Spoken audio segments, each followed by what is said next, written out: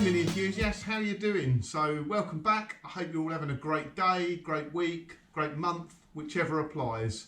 So I thought I'd just give a quick bit of an update. We're going to be doing some work on PIIOOW in a moment. So I need to start doing the radius arms on them, on PIIIOW. I found it really difficult to get motivated lately. I don't know what it is, just this after Christmas thing. Been doing loads of work on kit as well with Mark. And I just haven't found the motivation to get out in the garage and do anything on PIIOOW and Vinnie. I think that's because I'm getting sort of my mini fix doing kit at the moment. So I don't know. I need to get on with these cars though. It's Bingley Hall in, what is it, a couple of weeks time now? Although if this doesn't go out for a few days, it might only be a week or so. So a couple of weeks time till Bingley Hall, and I haven't got anything to get at the moment apart from headlamp bowls for Vinnie. And I need to start stripping down the radius arms on PIIOOW just to see if there's anything else I need. I might find problems when I start stripping it down. I don't know, maybe bushes, the handbrake cable or something like that. And I'm not quite decided yet what I'm going to do with the radius arms. They've got a very slight bit of play on them. They were okay on the MOT, but they were an advisory. So I don't know whether to just do the bushes myself and paint up the arms, buy some really nice flashy sort of lightweight CAD radius arms. Probably won't do that, I don't think I can afford it. Or whether I get the radius arms powder coated, whether I'll do the bushes myself, I don't know. I think all I need to do for the moment is get stuck in, get started, get it all stripped, and then I can make the decision from then. Obviously both cars are sawn at the moment, so they're not going anywhere, so it doesn't really matter. But I do need to pull my finger out and get working on them. I'm sure everyone has motivation problems working on their Minis sometimes. Yeah, and then once all the bits and bobs are done, it's time to get them polished up and cleaned for the show. So I've started up a bit of a to-do list to get myself motivated. Although it's a bit demotivating actually when you start to think about what you've got to do. So Vinnie, you'll notice I've got the headlamps back out on the bench here. That's because the aims were too high on them. I tried adjusting the beams on them. All the nuts were seized, all the bolts which do the adjustment. So I need to get a couple of headlamp bowls from Bingley Hall, and I can get that sorted out. Exhaust manifolds, that was a bit of a project left over from last year, which was fitting a 4 branch manifold on it. Quite a little fabrication is going to be required to get that to fit right. So that will kind of be a project a little bit later on in this year, hopefully before the summer and the show season gets here. Driver's seat, I need to get a new driver's seat for Vinnie, and that's because I've got race harnesses to put in it. And I think what I'll do is obviously the seats are all trimmed in that, so they're all red and black leather and cloth. And I'll obviously keep the driver's seat, but I want a proper sort of race seat for when I take it on track days and that sort of thing. And the harnesses as well, just for an extra added bit of safety. I've got to go do a gearbox oil pan gasket, so it's got a very, very tiny weep from it. I mean, it drips probably one drip every month. But it annoys the hell out of me just because it drips on my nice clean workshop floor at the moment. So it's got a drip tray under it, and I just noticed this one drip. So I need to do that. That's no biggie really. It needs an oil and filter as well. So although Vinnie only probably does about 800 miles a year, I've not actually changed the oil for a couple of years. It's probably only done 1,600 miles on that oil though, but it's stop-start each time. So each time you start out from cold, a bit of the fuel runs past the piston rings and it ends up diluting the oil. So the oil never actually goes down on Vinnie, and I think that's because it gets diluted with fuel from where it gets cold started all the time. So eventually you end up with more fuel in there than oil, and obviously it doesn't lubricate very well. So that hasn't done many miles and the oil's still nice and clean. I do need to replace the oil in it. So we're doing oil and filter, and on PIIOOW, like I say, in a minute I'm going to start the radius arms. Both sides, I'll get them out, see what else we need, see how worn they are. Wheel arch trims really annoyed me that, because when I put the wheel arches back on, I cleaned it up beautifully. I got genuine Rover trims for it, cleaned it up, put them on neatly, stuck them on, and of course they've all started coming off again, so really annoying that. And in fact, I remember commenting, I apologise, Dave Jaguar, because I commented on one of your videos a long time ago now, saying no, the genuine trims are okay. They're not. Rather annoying. Some door speakers for the front of PIIOOW, so it's got some, I think they're Infinity speakers. They are probably, well, they'll be as old as a car, so they're 21, coming up 22 years old. They just had it. I need some new ones, and I need to sort the headlining out on it. So it's a typical MPI Mini headlining. Car's done 105,000 miles. So has the headlining. It's black. It's horrible. It's dirty. I've had a go at cleaning a bit of it, and it did work reasonably well, but they're not easy to clean. It's probably a job for the summer, that. So I'm either gonna try and give it a good cleaning. I'll have to get it nice and wet, wet vac it off, and obviously it has to be during the summer so it'll dry, or I'm just going to replace the headlining with a nice sort of vinyl headlining from Newton Commercial or something like that. But it's just never done a headlining, but it's quite a tricky job by the looks of it. All the windows out. I mean, it's doable. If it doesn't come up nice, then that's what I'll do. Anyway, so that's the intro. Realised I've waffled on too long. Let's get stuck in and get these radius arm stripped out, or at least get it started anyway. So thanks for tuning in, guys, and thank you to all the new subscribers. Thanks for subscribing. Welcome to the channel. Hope you enjoy it. As you can see, look back at the previous videos. There's lots going on, and yeah, I'll keep adding to the content. So enjoy and catch you next week. Cheers, guys. So guys, I'll just try and show you how much movement there is in that radius arm pin. The wheels, I've just nipped it back up again, and if I shake the wheel top to bottom, it's a very small amount. It's left to right, tiny little bit as well. And you can more hear the grease squelching. But it's not much anyway. If you pack it full of grease, it stops the movement, but yeah, it's just worn out. It needs replacing, so let's get it done. So we're kicking off with a classic mini workshop top tip for you. So if, like me, the tool you use for pulling off the outer shroud off the locking wheel nut is worn, what I do is turn a cable tie inside out so it doesn't ratchet up, fit that around the removal tool, and then pull on the cable tie. It applies circular tension to the plastic part of the remover, and you can pull the cap off with ease. You will notice I'm removing the wheel nuts by hand here. I do have an electric impact gun which makes light work of removing the wheel nuts, but you will find on the later Rover wheel nuts there's steel wheel nuts with a stainless steel shroud, and unfortunately using a nut gun on them does damage that stainless steel shroud eventually, so it's always worth doing it by hand.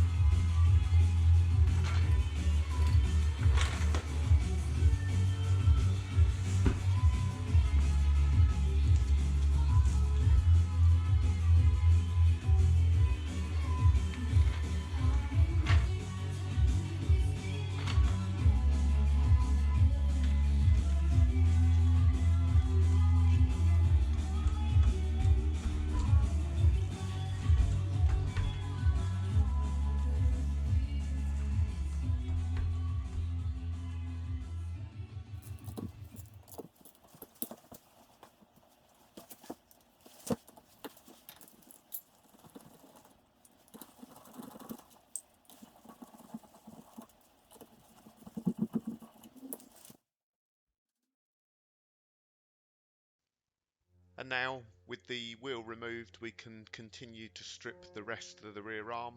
So first off comes the spacer, which is unique to an MPI Mini with sports pack with the 13-inch wheels. The retaining screw for the brake drum, and depending on how well adjusted the brakes are, if they're loose, that brake drum will come straight off. If not, you might have to de-adjust them a little bit, which is what we're doing here. So because the adjusting nut's on the back, we are adjusting the nut clockwise, which loosens it off. Hardly any brake dust in there because it's not long since it was last apart. Next off is the wheel bearing dust cover. I quite often see people make a right mess getting them off, but I find a big pair of water pump pliers, a bit of a wiggle, and they come off nicely. Split pin out the middle of the wheel bearing retaining nut, and then undo the wheel bearing retaining nut, just remembering that on the near side, the left hand side of the car, it's a reverse thread, so it's left hand thread. That's just to stop it coming loose while you're driving along. And I'm just having a little bit of trouble getting the hub off there. It's not seized on, I think it's just sticking on the grease seal on the back there. So then gentle little bit of persuasion with a lever bar, and that come off nicely. And unfortunately I dropped the bearing on the concrete there, so just making sure I wipe off any grit or anything that got caught up there, because I don't want that going into the bearing. And before it goes back together, we'll re-grease the bearing anyway. Absolutely gutted because I've got some grease on the floor, so just cleaning that up with some brake cleaner. Don't want to get my new workshop floor greasy, so this time we'll put a mat down.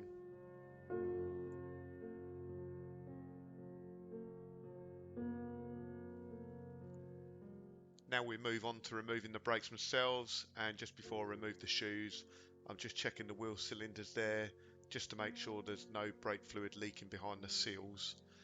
And now carefully removing the brake shoes, trying to keep the springs in place and the brake shoe orientation correct, so that when we put it back together we can make sure everything goes back in the same place and the springs are correct. Bit of WD-40 on the nuts we're about to remove, and obviously putting that on early because we want to give it about 10-15 minutes to penetrate into the threads before we... And now I'm clamping off the flexible brake hose on the rear radius arm there, just using a pair of mole grips. You'd have to be careful though, mole grips are not quite the right tool. You can get a tool specifically for clamping off brake hoses, but if you're gentle with mole grips, they're fine. And now I'm just removing the metal brake pipe from the brake wheel cylinder.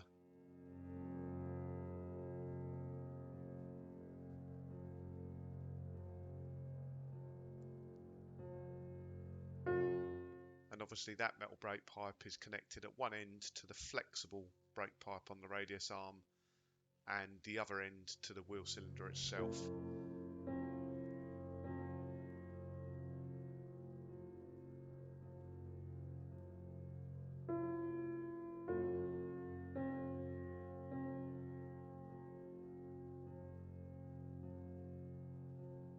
So just make sure we get all the fluid out there so we don't drip it on anything, especially not the paintwork. And now just removing the split pin, which fits through the, it's like a clevis pin for the rear handbrake lever.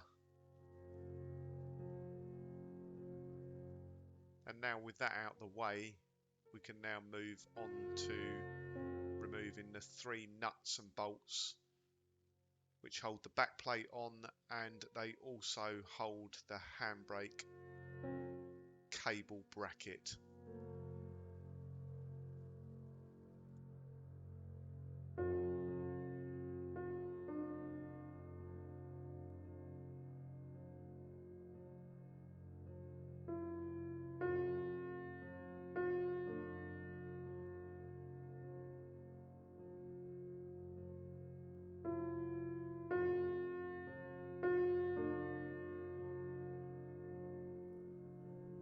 Notice guys, although I've done this, I've probably done this hundreds of times actually. I've worked on loads of minis over my life, so I pretty much know exactly how it goes together and comes apart, but it's always worth being methodical and tidy when you're stripping it apart. Keep everything together,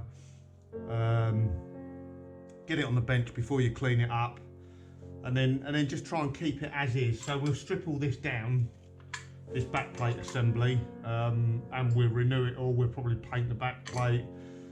The wheel cylinder looks good, but I'll probably have the pistons out, give them a once over and that sort of thing.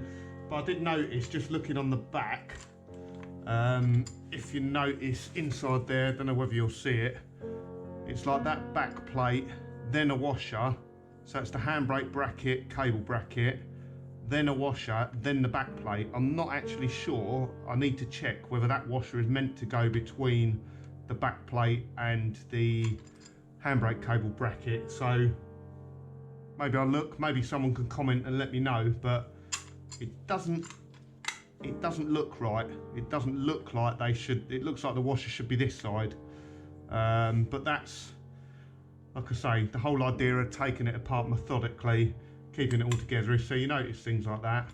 So maybe it is meant to go like that, but I can't quite remember. So just moving on, we're going back to that flexible brake hose now, just giving it a second go.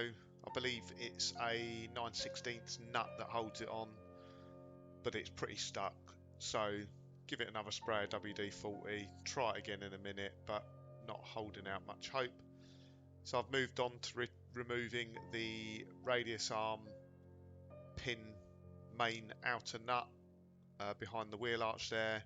You don't have to take the wheel arch to get it off. If you can get a spanner on there, you can loosen it up and pull it out. Then the shock absorber lower nut, which is a 9/16. And luckily, you don't have to remove the top, the shock absorber, because that you'd have to take the fuel tank out to do that. So once the radius arm's loose at both ends, you can pull the radius arm sideways and get the shock absorber out. And now I've just moved on to the radius arm bracket securing bolts. So there's two 1/2" bolts that go forward into the subframe. That's a complete nightmare if they break, but luckily both of them have come out okay. And then there's two shorter 1/2" drive bolts that go up through the bottom of the radius arm bracket and into the subframe. Again, one of those, or they're both captive nuts. One you can get to, the other side, the other you can't unless you remove the subframe. I'll bring you guys in for a bit of close-up action here. So we're struggling a little bit. So this brake hose nut is seized. So I've coated that a couple of times with WD-40 penetrating fluid.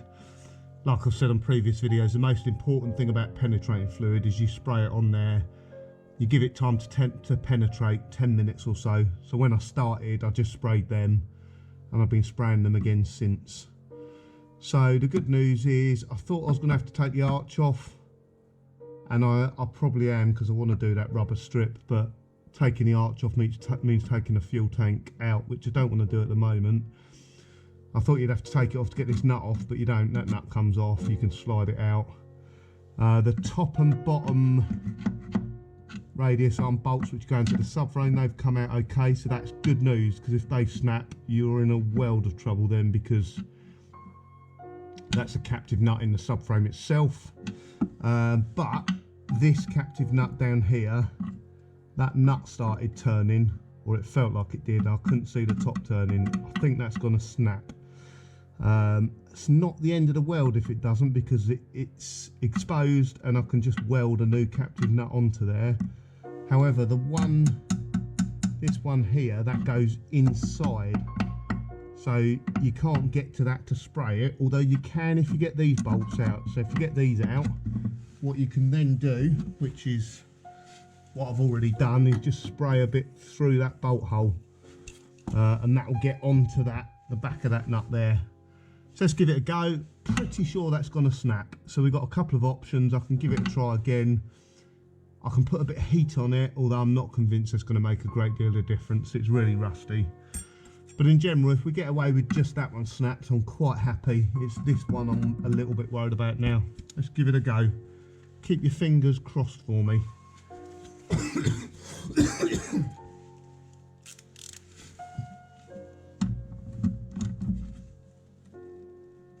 So really important here, just go slowly, a little bit forward, a little bit back, a little bit forward, a little bit back, and vice versa. And each time you undo it, you just go a little bit more than you did last time, but don't get carried away.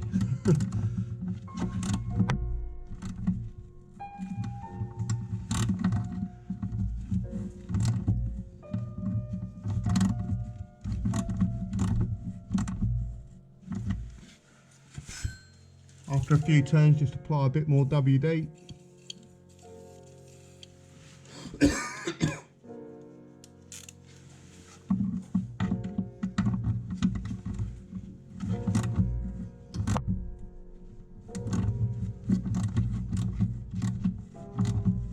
Yeah, this one's feeling good now. Although that's always a point. That's always a point at which it snaps usually. Or the captive nut starts spinning, then you've really had it.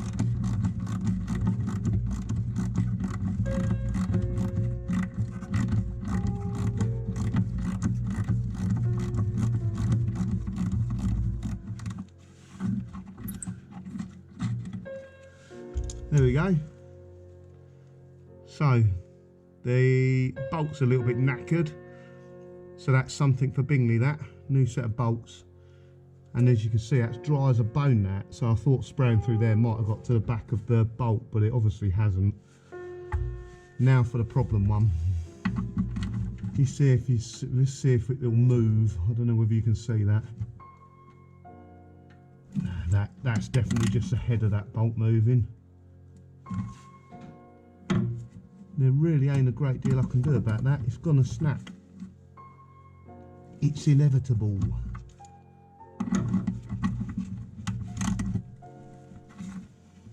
Look at it, it's actually turning a load without actually turning that captive nut. Yeah, I've had it really. That is going to break. Bummer.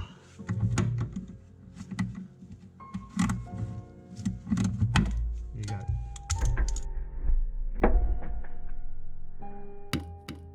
Knew it would do.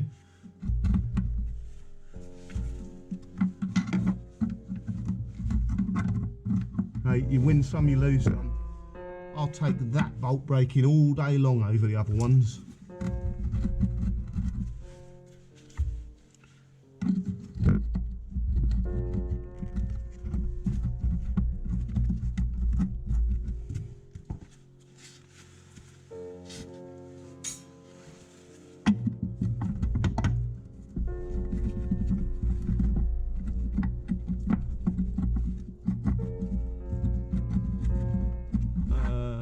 Slacken off that over end first.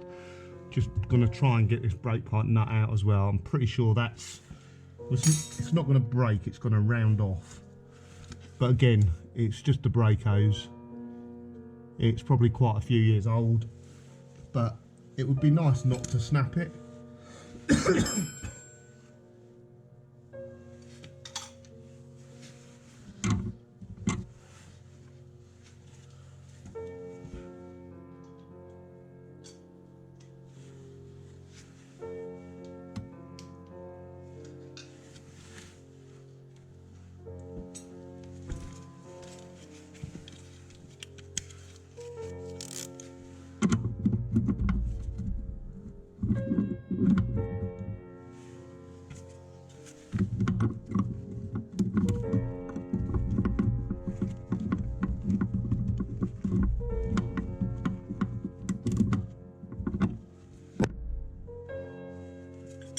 So one of the problems we got here is this nut should be 9/16, but it's so rusty that it is no longer 9/16, it's something else.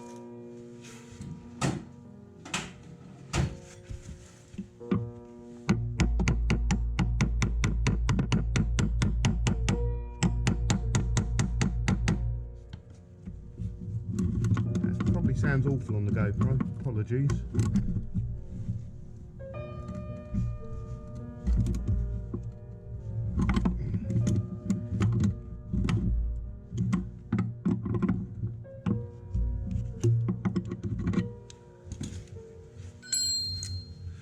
I'm going to give up with that. That is definitely going to snap. So let's just clamp it off a little bit higher up.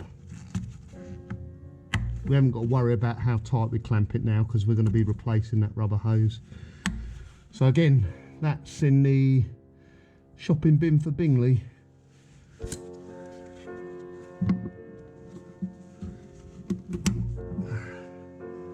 There we go.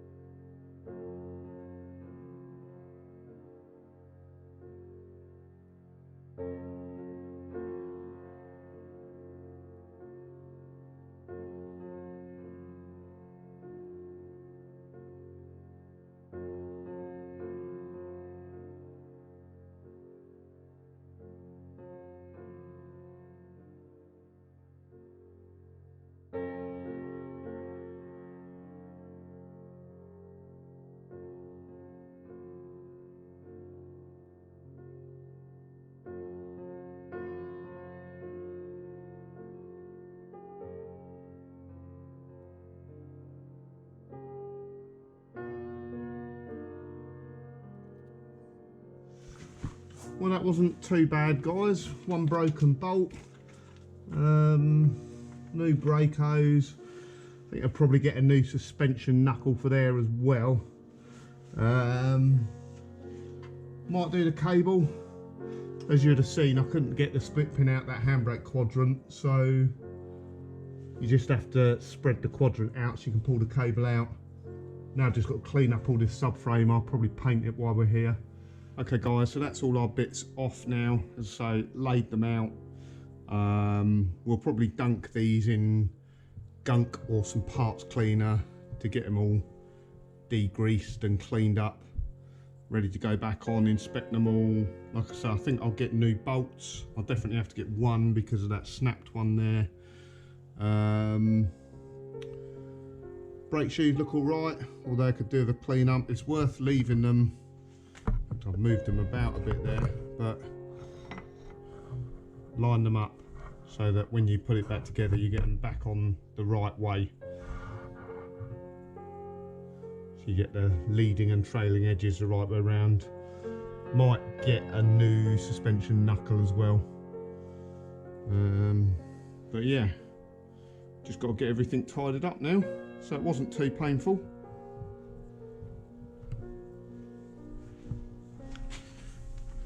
Then obviously we've got the car on an axle stand now. I just need to get up there, get in there, clean up that subframe, get it all painted, and get it ready to accept a new radius arm.